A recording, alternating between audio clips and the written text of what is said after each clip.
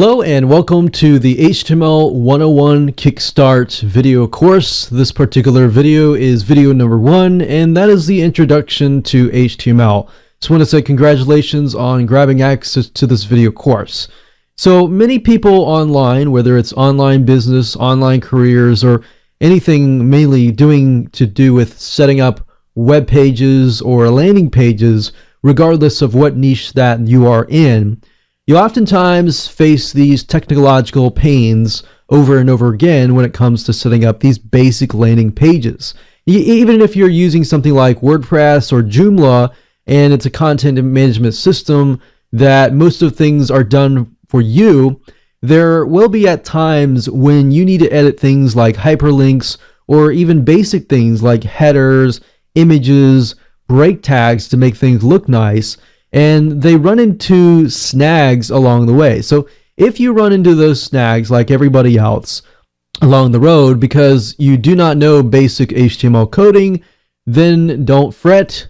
That's the purpose of this video course. So what I want to do is start out with some of the basics, and then we will move out to some of the more advanced when you feel like you're more confident and you get your feet wet.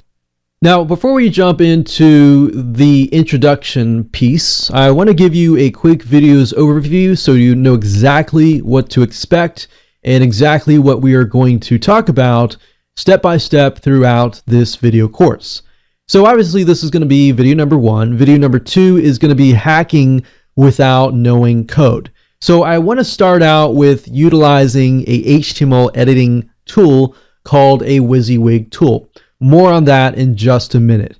Now, by utilizing that tool, it'll get your feet wet so that you can feel a little bit more confident when it comes to HTML code. So you'll be able to see the code and you'll be able to see what it looks like in the browser view. So by hacking without knowing code, this is a specific strategy that you can utilize in the future where if you don't know coding, there's still a way to hack around HTML coding and make things look nice and things like that. But at the end of the day, you want to know basic HTML coding, which we'll dive into video number 3, 4, 5, 6, 7, 8, and 9. So number 3, we're going to talk about the basics of open and close tags. Once you understand this basic concept and how HTML code opens and closes via their tags, which is very, very simple, by the way, it will make more sense.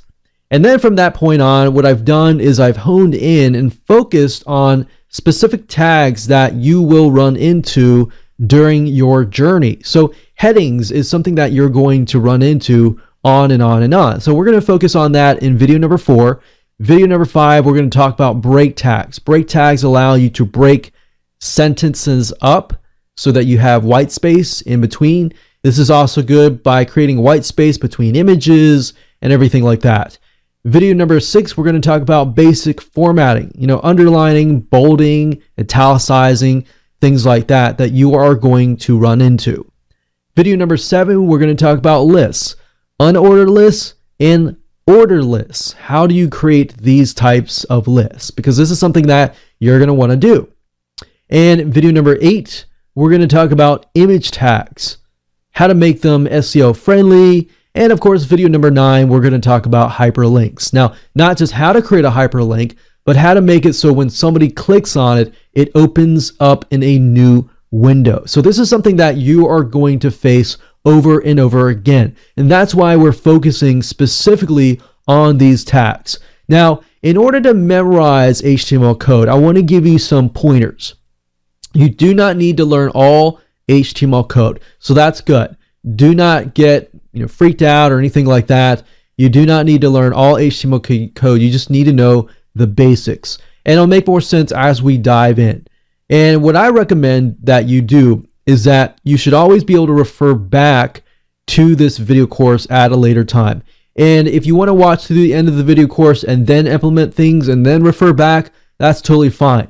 Now, one thing I found that helps when it comes to memorization oftentimes is that it's easier to do things while I teach, to make things stick. So while I teach, if you want to pause the video at any time and then implement it yourself, that will actually stick more stronger in your brain so that as you act and you do it, it'll stick in your mind. So some people are different. That works very well with kinesthetic visual learners. You can watch all the way to the end and then follow along. That's totally fine. So do what's best for you. Don't feel like you have to do it in a certain way. So now let's talk about the tools that you're going to need. Obviously, I'm not going to require you to dish out any more money. So we're going to stick with a lot of free things like Composer. Composer actually is a tool that I use. Even though I understand HTML coding, I still use Composer because Composer is a great way to hack, like I said, without needing to know a lot of code. So we will talk about more about that in video number 2. Now, Composer is another WYSIWYG HTML editor tool. You don't have to use Composer if you don't want to. If you want to go to Google and you type in WYSIWYG HTML editor, as you can see here, then you'll see a variety of other tools. Now, what you see is what you get. That means that it's kind of like Microsoft Word in a sense that you can see what's happening on the screen, but on the back end, there's a lot of code that's happening. So I'll show you that in just a minute. And Composer, I'd highly recommend. We use it all the time, and we always recommend it for many, many years. It's been going well strong, well over 5, 6, 7 years. Now, you can always refer back to W3 Schools as well if you want to. But as far as tools that you have to pay for, none that we would recommend right now. So that's it. Nothing really fancy. And if you want to know how to find Composer, let me go ahead and show you that right now. So the easiest way to access Composer, the HTML editing tool, because we are going to be utilizing this tool in this video course, is by going to kompozer.net, as you can see up right here. So that's kompozer. So it's kind of like Composer with a C, but it has a K. Now, as you can see, it is a easy web authoring tool. It's what we call a what you see is what you get. So you see it on the screen as a web editing tool, and the code will actually be shown on the back end. So I'll show you that in just a minute, but I highly recommend just go ahead and download this. This one is for Windows, so if you are using a Mac or Linux computer, that's fine. It is compatible as well. You just got to go to the download link here. So if you go here, you'll be able to see there's a stable version and there is a developed version. But if you scroll all the way about midpoint of the page, you'll see different languages. You'll see them for Windows installers, Windows zip files, Mac OS, download images, and Linux as well. So it is compatible to just about any type of PC and operating system, the 3 main ones right here. So go ahead and download that, install that onto your computer, because that is what we will be using next. Now, before I move on to video number 2, we are going to talk about the basic structure of an HTML body. So whenever you create a new HTML page, then basically what it looks like is at the top, you're going to have an HTML tag, and think about it wrapping it around if you can think about it. So you have the HTML, you have the head, which is right underneath the HTML. So this is kind of saying, okay, this is a HTML page, and then the next thing you'll see is the head. And if you think about a human body, you have the head, and then right maybe on the head, right below that, you could have like a name tag, like the title or something. And then right below that or on that, you can have a body. And then of course you have your feet and everything like that. So that's probably the easiest way to think about it. You have HTML, if you can think of like a stick figure or something. You got the HTML guy, he's got a head, and then he's got a name tag, that's a title, and then he's got a body. If you can remember that, then it's actually fairly easy to understand when I move on to video number 2 and I break it down for you. So let's move on to video number 2, and it'll make a lot more sense when we actually go there. So in video number 2, we're going to talk about hacking HTML without knowing code. And what I mean by that is being able to set up landing pages and basic web pages, and understanding how to do it without knowing code is the first way to get your feet wet and get yourself confident. So let's get started. So what I want you to go ahead and do is go ahead and open up Composer and pause this video if you need to, and we'll get started. So what I mean by hacking HTML, as I said earlier, is we are using a tool that will allow us to see what the user sees via the browser without actually having to add our own code. Now, this is the normal view. So at the very bottom left-hand corner, you're going to see the normal tab, as you can see here. And then you're going to see the source tab. So the source tag is going to reveal the actual HTML code to us. And as I stated in the previous video, I basically went over the basic structure. You can see there is an HTML tag here. There is a heading tag, and the heading tag gets closed here, and then the body starts here, and so forth. Now, I will talk more about open and close tags and the concept of that in the next video. So don't worry about that right now. Let's just focus on utilizing the tool so that you can use it, get confident, get your feet wet right now. So the nice thing about Composer is it looks kind of like Microsoft Word, but a simplified version of it in a way. So what you see is what you get. So what you see in the normal tab is what you get. So let's say, for example, that we are going to say dog training. And then we highlight that. We can center align that, as you can see here. We can left align, right align, and so forth. You can bold it. You can make it bigger by clicking on here. You can also make it smaller. So what you see here is what the user is going to see. And that is what you see is what you get HTML editor. Now you can also change the color, let's say to red, and we can also change the background to, let's say, something like yellow. So this would be a highlighted color. If we wanted the whole line to turn, let's say, yellow, we could do that as well. You can also go further and you can add things like tables. So let's go back here and remove the highlight, and we can add a table. So what I like about Composer is it gives you the ability to specify, okay, I want this many columns and I want this many rows. So in this case, I'm just going to do 4, and you can specify the cell spacing, which is in between each cell. How much spaces do you want? So this is a table here. We can always tweak it if we would like to. So if we right click here, for example, and we go to table cell properties and we go to table, we can add more rows. So if we are not satisfied that it only has 2, we can always add 10. And if we're not satisfied by 2 columns, we could add something like 5. And we could also remove the border, so you can actually see the border here, but we can actually remove it so that the users do not see the border. And it becomes like this. So if we do that, then the user can't see the actual border and they don't realize that there's a table there, and you can start adding text. So there's a lot of stuff that you can do.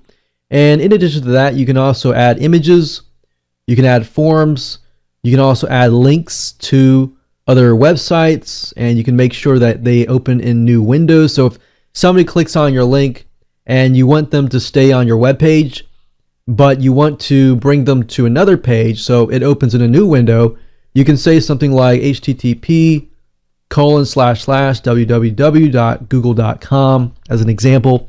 And you can say link is to be open in a new window. So when you do that, when somebody clicks this link, it's going to open in a brand new window, and that way they don't forget about your own window.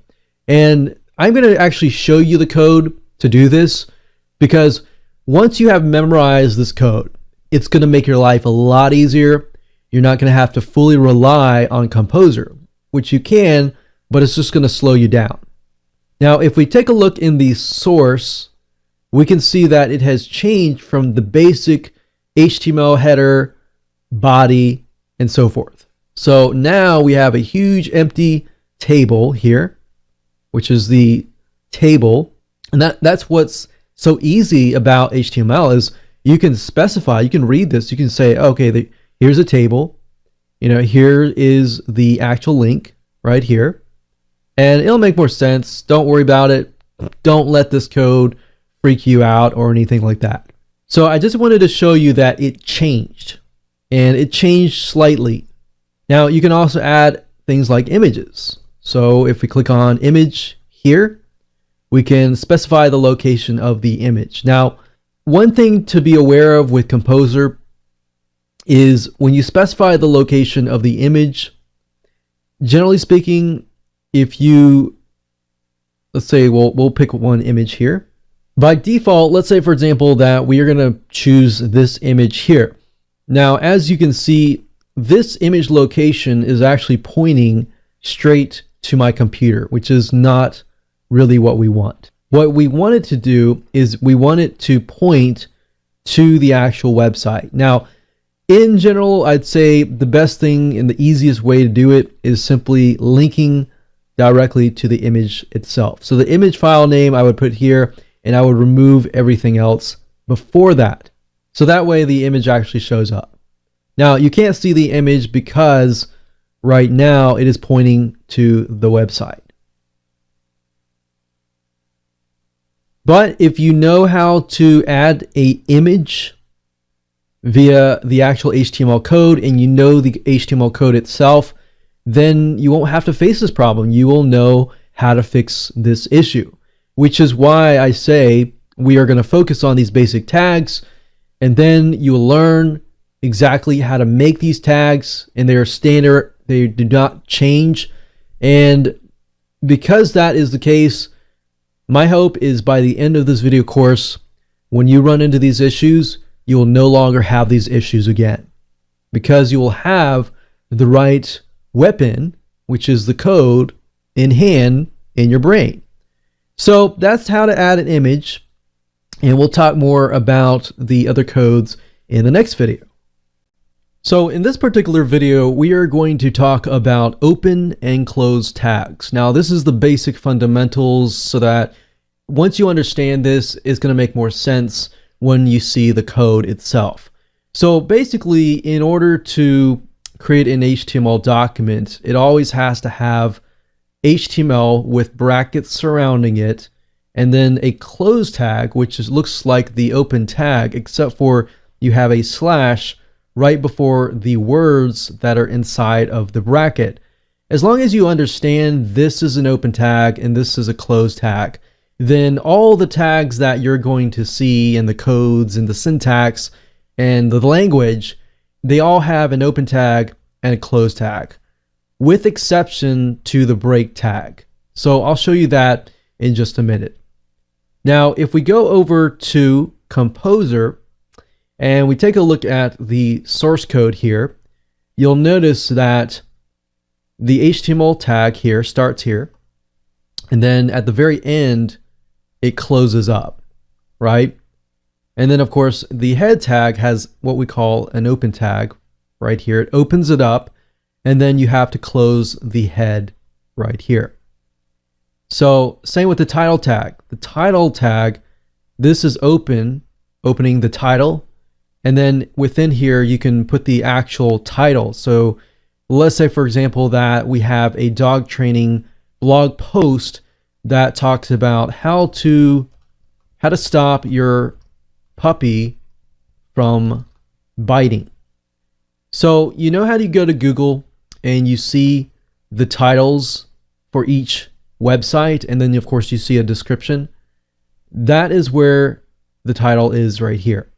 You're getting a quick glimpse of how the code here gets read by the browser, and then of course by Google or other search engines. So you see how this works. So we have an open tag, and then we close this sentence with the close tag for this particular word, title. And then of course heading, you can see here, we close the heading, and then after you close the head, then you can start with the body. Now you see how the body starts here, and then the body closes here. So everything else that's actually inside of your landing page is going to be inside of the body.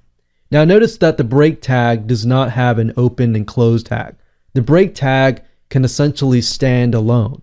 So you're going to have some words that are standalone, that don't need an open and close. But if we go to the normal view, and let's say, for example, that we want to center align a word. So we'll do word. We will center align that. Now, if I go to source, you can see that a div tag is being used to center align that word, and the div tag gets closed. Now, don't worry about the div tag or all these other tags. I'm trying to explain the concept that in most cases, something has to be opened and closed, right? So you can have all sorts of words and then you close it down. Now, if I go back to normal, and let's say I want to bold a word, and I go back to source, you can see that the style has been added for bold. Now, you don't need to know this stuff. I'm just showing you this so that you understand that for most cases, there's an open tag and a closed tag for the majority of cases. And then, of course, there are certain cases that are rare cases, like the break tag, which can stand alone. That does not need an open and closed tag. Essentially, it is the same. So now that you understand this concept, you can actually begin to move on to the next videos, and we'll go over the basic tags like the break tag, the hyperlink tag, and everything like that. So don't worry about understanding the tags and what they mean yet. Just understand that, we have the basic HTML tag, and then they close down. The basic head tag, and they close down. So one way to learn HTML without me even teaching you is simply by going to the normal view, doing one step at a time. So like I showed you earlier, we start from scratch. If I go down here, I click on source, I can see what has changed. So I've essentially made a lot of breaks. So spaces and enters down here. And I put the word here. I take a look at source and ask yourself what has changed. Look at the code, see what has changed, and then do the next step. Make it bold. See what has changed at that point. So that's another good way to learn HTML from scratch, by actually doing something to it that you want it to do, whether changing the color, making it bigger, changing the heading. And that's a good way to learn HTML by a step-by-step manner. So with that said, I'm going to go to the next videos, and we will show you exactly other tags that are very common that you are likely to face. See you there. Hello and welcome back. This particular video, we are going to talk about heading tags. As you know, whenever you create a blog post or a landing page or a website, you will notice that the headings at the very top tend to be very, very big, right? So that's what we're going to talk about, is that particular tag. Now, that particular tag, you'll oftentimes people say H1 tags, H2 tags, H3, and more. So really what it's defined by, if we do an H1 tag, remember there's two brackets that are surrounding that particular word, H1. So it can be lowercase h and it can be uppercase h. It really doesn't matter. So if you're wondering if there's a difference, there's really no difference. So you start that tag out. So you open the tag up, and now you can put the word. So this is going to be your headline, your heading, the big word title, whatever you want it to be. So you will write out the headline text here. And when it's time to close that down, remember, it's going to be H1, except the end tag is going to have a slash right before the word. So if I minimize this, that's what it looks like. So H1, the actual text, and then you close it out by doing H1, but a slash right before here. So bracket slash and then the word. So that's what a H1 tag or headline tag is. Now, If you want to have a heading, but you don't want it to be as big as maybe the first headline, and maybe you have like a sub headline that you want it to be a little bit smaller, then the way this works is it increases the number. So it's a little bit backward thinking, but number one, if you think about top one, number one, number two, number three. So if you think about like the Olympics, for example, the number one person, the number two person, number three person. So if you think about it that way, the number one person has a bigger prize. So in this case, bigger headline.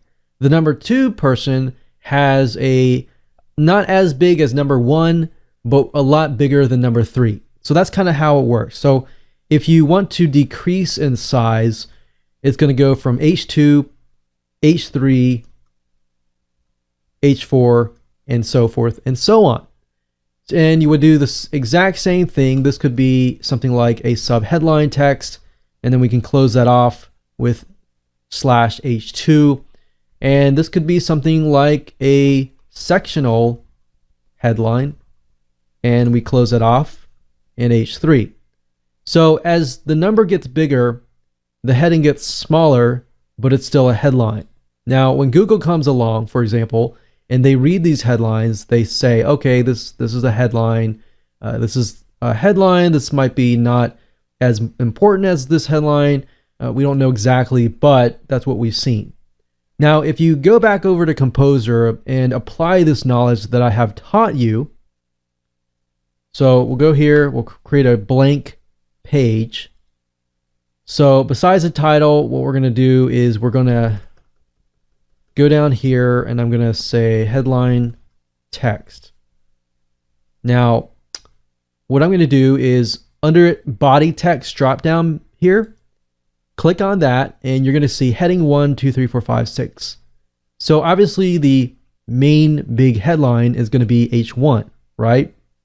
Now, if I go to the source tab, you will be able to see that it does indeed say H1, headline text, and then it closes it off. Of course, if we highlight this again and we change to say heading 2, you see how it gets smaller? Change it to heading 3 and it gets smaller. And the greater the heading, the smaller we get. So if you think about the Olympic analogy that I talked about earlier, that's how it works. So obviously this is heading 3. So if we take a look at the source code here, we can see it starts with H3 and then it closes off. So I wanted to cover headlines simply because headlines are something that you're generally speaking going to use all the time, especially when it comes to landing pages, web pages, even WordPress. Any type of content management system will use this type of code and it's universal. So hopefully that makes sense and we'll move on to the next video. So the next thing I want to talk about is break tags. I briefly talked about this in the previous videos, but break tags is something that you're going to use over and over again, and most likely you will run into them or you'll run into a situation where you will need to use them. So what are break tags? Break tags are essentially pressing the enter key on your keyboard. So for example, we have sentence and then we have the sentence and then we press the enter on our keyboard and as you can see it goes down. So that's what break tags essentially do, but they do them within the HTML world. So if you want to spread images apart and have one image at the top, maybe a few breaks in between and then put an image and then maybe break it and then have a few paragraphs and break that paragraph apart, it really adds white space and makes things look a lot nicer so that they're not all clumped together. So that's really what break tags are all about. Now, break tags, you'll see them sometimes and they'll look like this. So I talked about this previously and I might have shown it to you previously, but they typically look like this. So let me make it a little bigger here. So they have the brackets around them like usual, and then they have BR. So BR lowercase, BR capitalized, it doesn't really matter. So I like to keep things consistently, so I try to do things lowercase. So it's really up to you. And because if you're thinking, does it really matter? Well, there you go. Now, break tags, they sometimes look like this. And then of course, the newer ones may look like this, where it has a BR space slash, but they do the same thing. Now, the break tag is not they don't have an open tag and close tag. It's just combined together. So essentially the break tag is the open and close tag itself. So this is one of the special cases where in this case there isn't really an open and close. So what's nice about breaks is that, let's say for example you have a word like a whole paragraph. So we have paragraph like this. So we do this, and I'll make a paragraph like this. Okay, so this is a paragraph. What's nice about the break is, yes, if you are using a HTML WYSIWYG editor like Composer, you can simply go through and press enter, right? Now, if you're looking at the code from the standpoint of just the code itself, and you want to put breaks into the paragraph or the images, and it's just not doing it, then you can always go into the code and you can find where there should be breaks and just put the BR tag. You can put the BR tag here, and let's say I want to break here, I want to break here, and I want to break maybe here, here, and here. So when I copy this over, let's say for example into Composer, into the source tag, maybe under right here, you can see that there are breaks. So we've broken it up here. Now, if we go back to the source tab and we say, okay, it had a break, but we want an additional break to create kind of a empty space or a line in between these paragraphs. So if that's the case, then all I have to do is add 2 breaks connected to each other. So there we go. So obviously adding breaks is very, very easy. And when I go back to the normal view, I'm able to see that. So like I said, the majority of cases you can use a WYSIWYG editor, but there are some cases that you will run into where the editor is messing up, or even WordPress. I've seen sometimes when editing WordPress editors, sometimes you're editing the code and you're running into issues, and by knowing that I can go to the source code and simply add a break tag to the source code, it makes life a lot easier. So same thing with images. You can add an image. So we can go here, we can add an image like so, but let's say for example that it looks like this. You got text here and then you got an image here. So what I would personally do is I would find, with a WYSIWYG editor, obviously all you have to do is press enter, right? But if you were reading the code and you couldn't figure out why maybe the editor was doing that, you could find the image, which is defined by the image tag right here, which you'll learn later on. But once you find that, all I have to do is add a break tag to it. Let's say, for example, I want to add 3 break tags. Go back to normal view, and you can see that there have been 3 break tags right here. So that's what the break tag does, and it actually comes in very, very handy in many, many cases. You wouldn't believe how many cases it would come in handy, and it doesn't really make sense right now, but it'll make a lot more sense when you begin to set up your landing pages, set up your WordPress sites, and everything like that. And it just makes life a lot easier when you understand how to use it. So that's how simple a break tag is. Just remember, it's a BR, or sometimes it's BR slash as well. So I like to just keep it simple, stick with that, and there you go. So let's talk about text formatting. Basically bolding words, italicizing words, or even underlining words. Now, this is a little bit more complicated, so I'm going to break it down. Now, as you can see here, it starts with the span tag. and we have span style equals quotation quotation, and within the quotation you pretty much have all the formatting, and then of course you close that span tag off right here. Now as you read it, it'll make more sense. So font weight, or if you think about weight, an analogy of how heavy something is or something light. Bold is something that, if you think about bold and you bold a letter, and if you were to be able to kind of measure the weight of a letter and you bold it, you make the font weight bold. So what I'm trying to do here is I'm trying to give you some analogies that would make sense. It doesn't necessarily have to be the case, but these are things that I use in my own brain to memorize these things. So font weight equals bold. Font style, we have different styles like font, we have italicize, we have other different styles. And then of course we have text decoration. So you could decorate the text with an underline. So it would make more sense if we go back over to Composer here.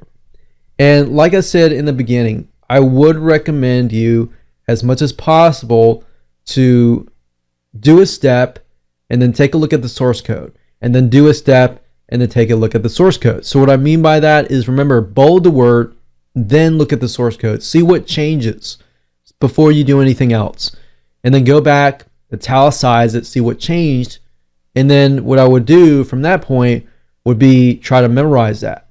Now, if I were you, I wouldn't really go all out. I would just memorize the basics, so bold, italicize, and underline, because that's the main stuff that you're going to use. If you get all fancy, that's fine, but if you do that, go with Composer and just copy and paste the code into the editor, whatever that might be using. So if we go back here right now, the hello tag or the hello word has nothing around it except for break tags and the basic structure, right?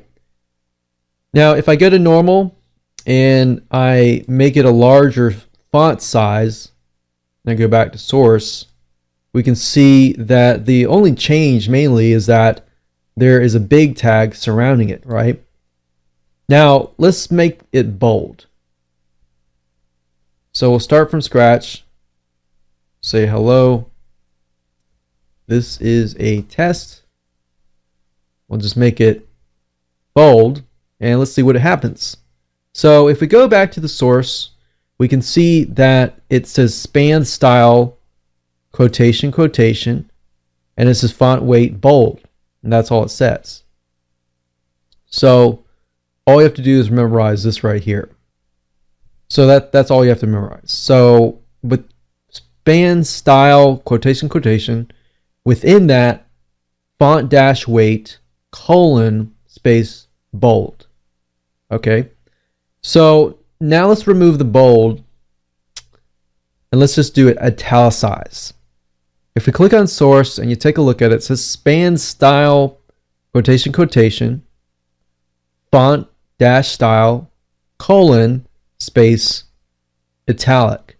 So you're basically saying the font style is italic, and then you put a semicolon right here if you want to add more. So if we want to add something like font dash weight colon bold, we could do that as well, and we can see that it has bold and italicize. Now if we add a underline and we click on source, we can see that text decoration, so text dash decoration colon space underline. The semicolon, as you can see, kind of separates the differences. So we have three different items here, and you can see that this, after this, we put a semicolon to say that we're separating this and this. So this is a new item. We have a semicolon and then a new item.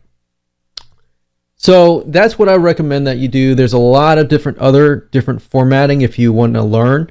So if we uncheck all of these and you go up to the top and click on format, you can see that Composer gives you a lot more options, such as font, different types of font, you have sizes, different types of sizes, you have text style. So besides bold, italicize, and underline, you have strike through, superscript, subscript, fixed width, and other types of text styles. But for the majority of the time, you're going to use these three. You're rarely going to use all of these other ones. So that's why I wanted to show you this. Then, of course, you have text color. So if we stick with the simplicity and we just change this to say red, click OK. You can see that the span style, same thing. It says color-red. So HTML, as you can see, is one of the easiest languages because what you see is what you get. And when you say like color red, it's pretty obvious that the color in this case is red. So if you wanted to hack HTML code and you had a bunch of code, you could literally go through it and figure out what it is about simply by learning these basics that I'm teaching you in this video course, and then just testing it out yourself and by trial and error. Because remember, at the end of the day, a lot of this stuff will only stick in your mind if you practice. So with that said, hope you enjoyed this video. Let's move on to the next video. So let's talk about how to create lists. And I'm going to talk about two different types of lists: ordered lists and unordered lists, or what we call bulleted lists. And these are things that you are going to use often. So the first thing I want to do is show you what the unordered list looks like. And obviously unordered meaning bulleted. So we have something like this: A, B, C, D, E, F, G. So this would be considered a unordered list. Okay, so if we think about the abbreviation of an unordered list, it is unordered list, right? So that's the tag, UL. So we have bracket, you make it a little bigger. And then to close that bracket, of course, it is UL and then bracket and the slash, right? Now, lists are a little bit different than normal tags because within each list, you have the actual LI. So LI stands for the bullet or the list item. All right, so you can have as many LIs as you want to. So you're going to need to have LI and /LI. So this tells us right here that this is a list. So let me do this again. Let's say, for example, we want to duplicate dog, cat. So we start the unordered list with this tag, right?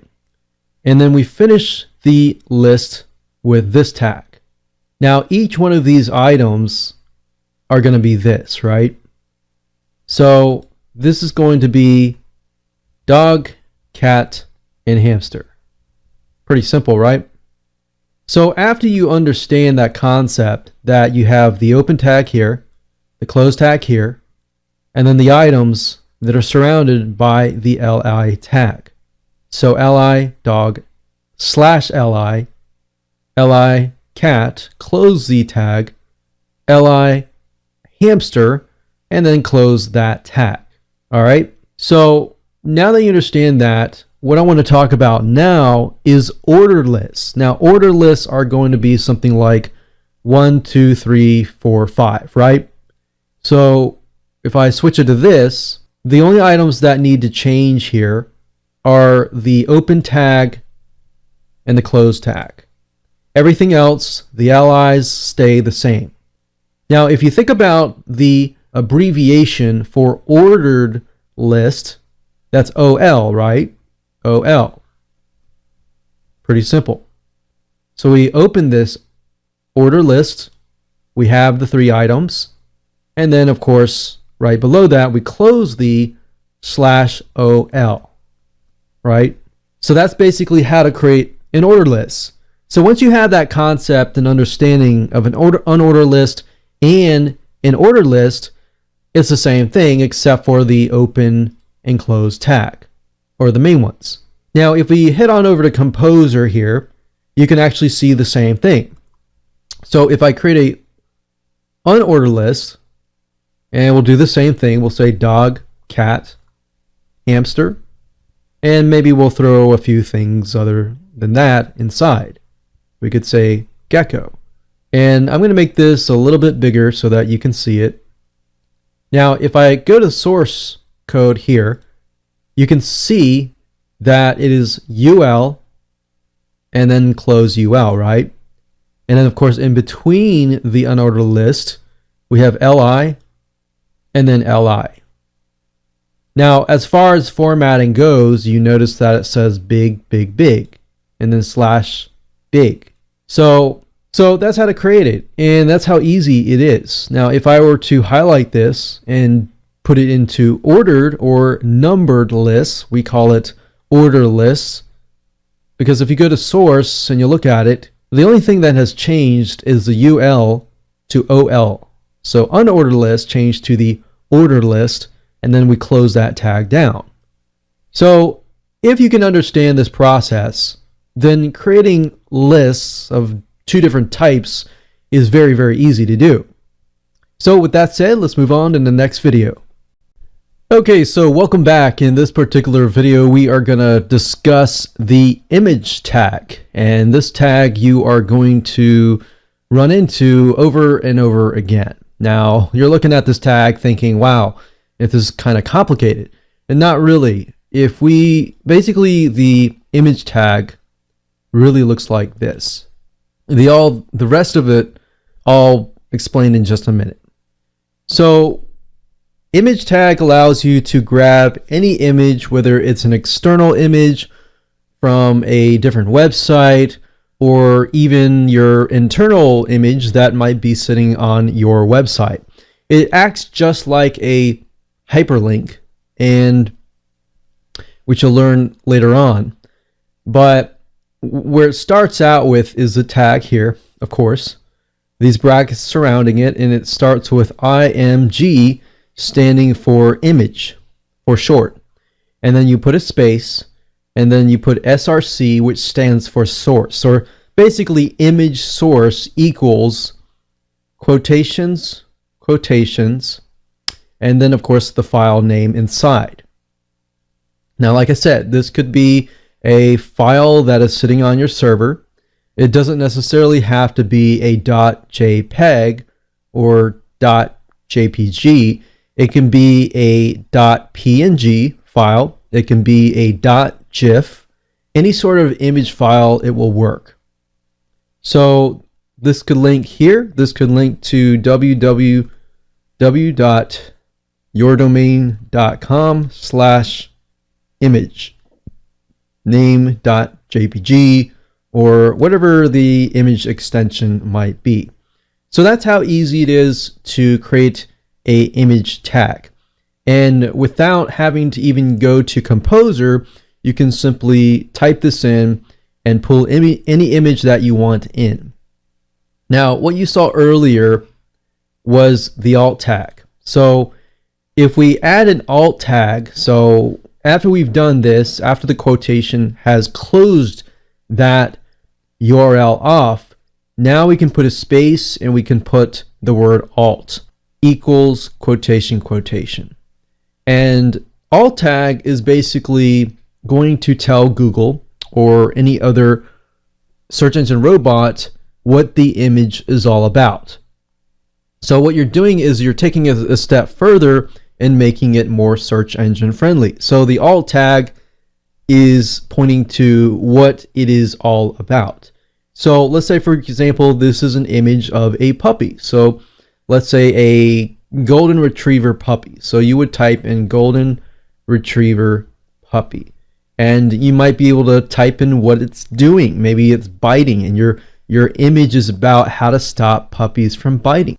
So Google will read that and it will say, okay, this must be about golden retriever puppy biting. Does the content that is surrounding it actually relate to this? And if it does, then that's a good sign. Now, the other stuff that you saw was what we call the style, the width, and height. Now, typically, you're not going to run into that unless you want to resize the image. So I'm not really going to teach you that right now. I would rather you go to Composer and test it out there, but I don't want to overwhelm you, and I want you to just memorize that you have the tag here. So let's do that again. So starting from scratch, image source, remember? So I like to start with the bracket. Now, the image tag does not have a close tag necessarily. It's just img src, so image source equals that. So I like to do that, and then I put the file name inside and the extension, and that's essentially it. And then alt tag equals quotation quotation, and then the SEO friendly keyword, and that's it. That's all you have to do. Now, whenever you add the width and the height, that is only if you want to resize it. So if you want to resize it, then you can add a width and height. But for now, I just want you to learn the basics, and let's jump on over to Composer and I'll show you. So if I go to Composer here, and let's say, for example, that I'm going to center align this image, I'm going to go ahead and click on Image, and I'm going to go ahead and find an image. Now, these images are on my computer, obviously. So if I click on Do Not Use Alternate Text, and typically with Composer, if you do not enter alternate text, it will ask you, and it will give you a warning message. So you want to enter the alternate text, which is basically what Google robots see to see what your image is all about. So we can say how to say puppy biting, and we'll click OK, and there we go. So obviously this is not an image of a puppy biting, but I'm just using this as an example. Now if you click on source here, you will see that we can see the IMG and the SRC down here. Now of course there's a style down here which is telling us the style and the alt tag. But if we were to remove this, this is what it would look like. We can see IMG SRC equals the location of the file. Now, I've said this before, but Composer will generally directly link to your computer, and you don't want that. You want it to link to your website or to the file. So if this HTML file is located in the same folder as your image, then you can simply remove everything and just simply put the file name between the quotations. And that's probably the easiest way to go. Now, if your image is in a specific location on your website, the easiest thing to do is find the location and then put the location here. Just make sure that this is not linking to your computer, because when you upload it to the internet, nobody else can see your computer except for you. So it may work for you, but it's not going to work for everybody else. So I'm going to leave it at that, and so we can keep it simple. But if you ever want to resize it via Composer without needing to know all the width and height and all the styling and stuff like that, you can always double click it and go to Dimensions, and you have the actual size here. You can do custom size, and what I like to do is make sure that the constraint option is selected, simply because if a picture, let's say for example, is 900 by 597, you don't want to distort it when you decrease it down to 500. You want to keep the width and the height scale the same. So when I press OK, it looks like this, right? Now, if I don't press the constraints, as you saw I did earlier, and I just do something like 500, and I press OK, you can see how it has distorted the image itself. So that's another little tip that I have with utilizing Composer.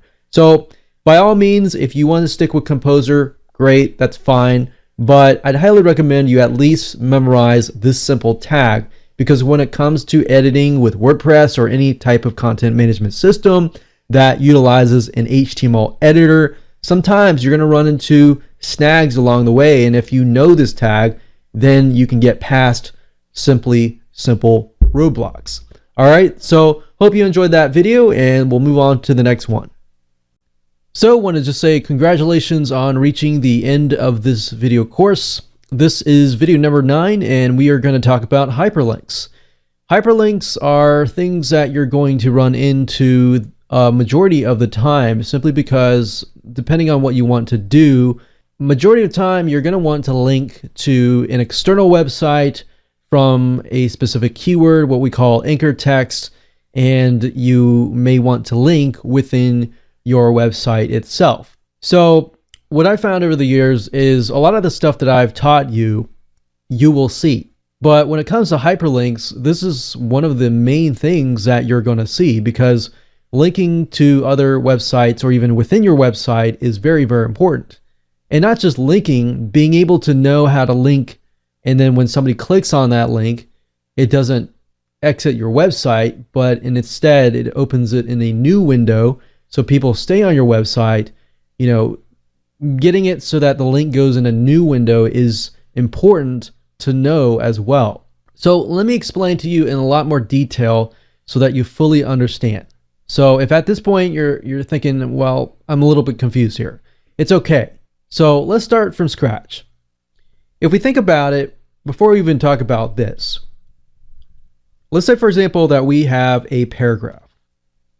And on that paragraph, or even that image, which we'll talk about later, we want to turn maybe this specific keyword. Let's say, for example, at the end of the paragraph, it says click here, and we want to turn that into a hyperlink.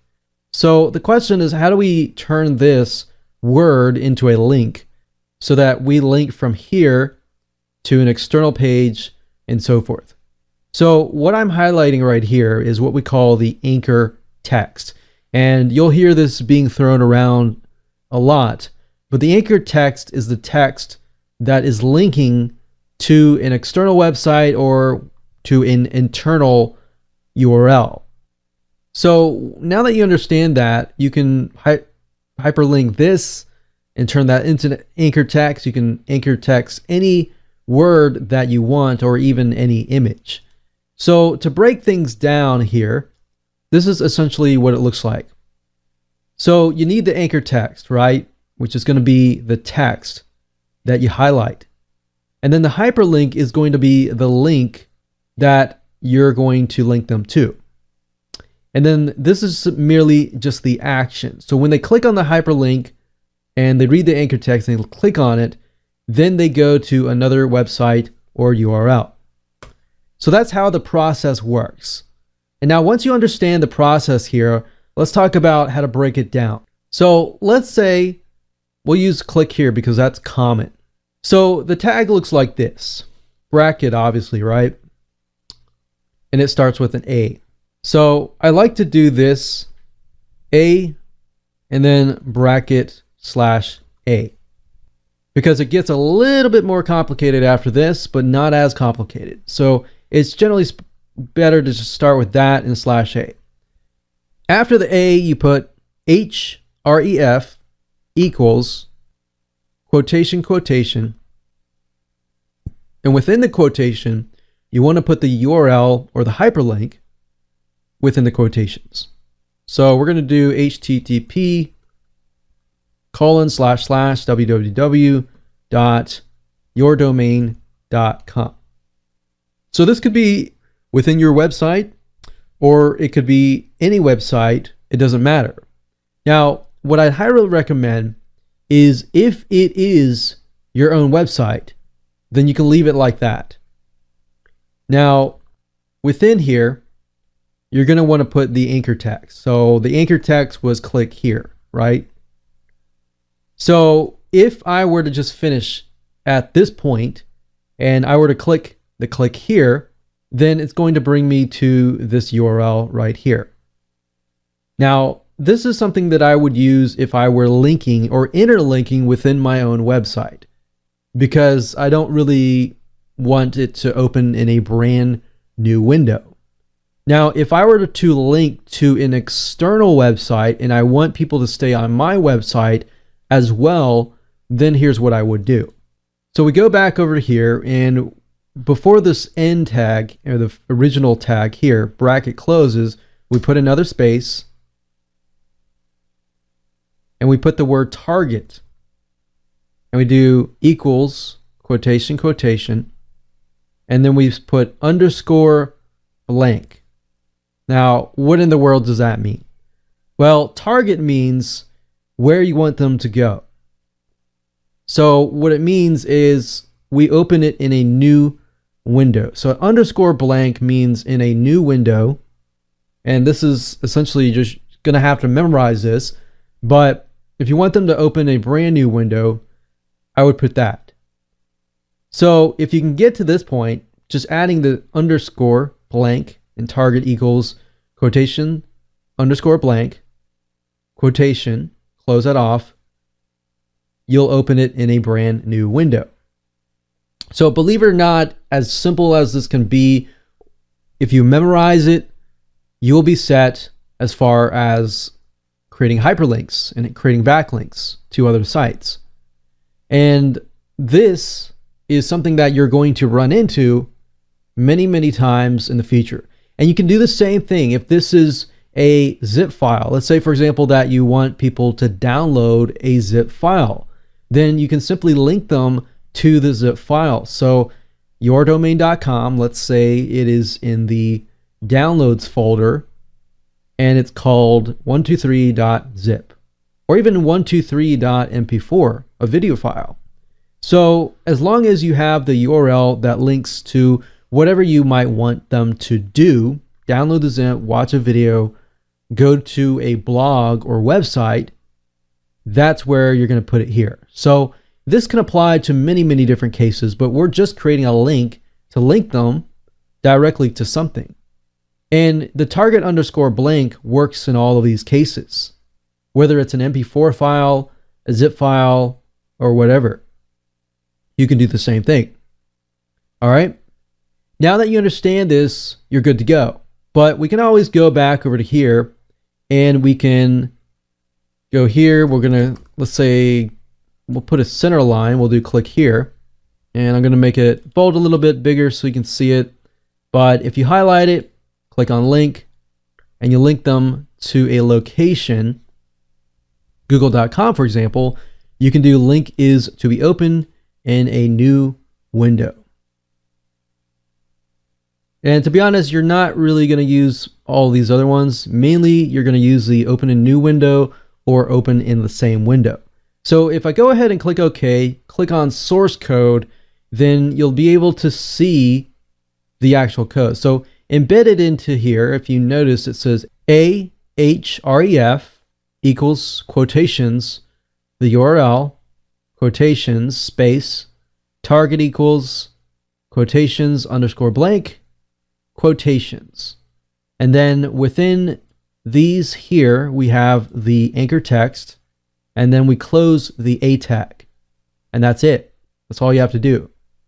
Now, if we were to hyperlink an image, on the other hand, you can see what it looks like. So let's find an image here. Now within Composer, you can go to link and you can actually link it over here.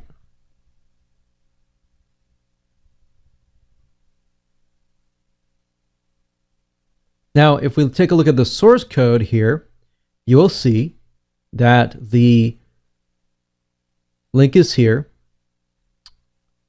Now, as you can see, the link is outside of the image. So we have the link here. We haven't closed the A tag yet. We put the image here, and then we close the A tag. So that the image essentially is like the anchor text. So if I go back over to here, we can do that by simply putting the image, replacing the click here with the image code. And you could do the same thing with other media as well. So I hope you enjoyed this video course as much as I enjoyed teaching you, and make sure that you go back. Some of this is memorization, and I would say just utilize Composer and tweak it and learn it every step of the way. Make one step, look at the code, see what changed, and as you do it more and more and more and practice and practice and practice, it'll stick in your mind, you'll memorize it, and you'll be good to go when that time comes when you're utilizing something like WordPress or anything like that, and you run into a snag.